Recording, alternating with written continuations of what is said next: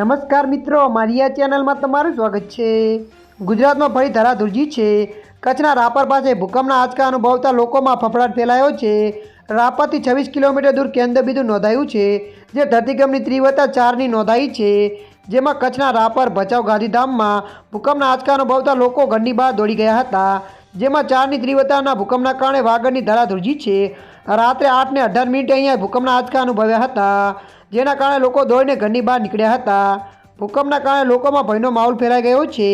આ ભૂકંપના આંચકા રાપરથી લઈને ભચાઉ, ગાંધીધામ અને બનાસકાંઠા અને પાટણ જિલ્લા સહિતના વિસ્તારોમાં અનુભવ્યા છે। અગાઉ 3 દિવસ પહેલાં પણ ઉત્તર ગુજરાતની ઘણી બધી જગ્યાએ ભૂકંપના આંચકા અનુભવ્યા હતા, જેમાં પાટણ, પાલનપુર, મહેસાણા અને અમદાવાદ સહિતના શહેરોમાં 4.2ની તીવ્રતાનો ભૂકંપના આંચકા લોકોમાં અનુભવ્યા હતા, જેનું કેન્દ્રબિંદુ પાટણથી 13 કિલોમીટર દૂર ચાણસ્મા તાલુકાના સેવાળા ગામમાં નોંધાયું હતું અને રાત્રે 10 અને 16 મિનિટે ભૂકંપ આવ્યો હતો।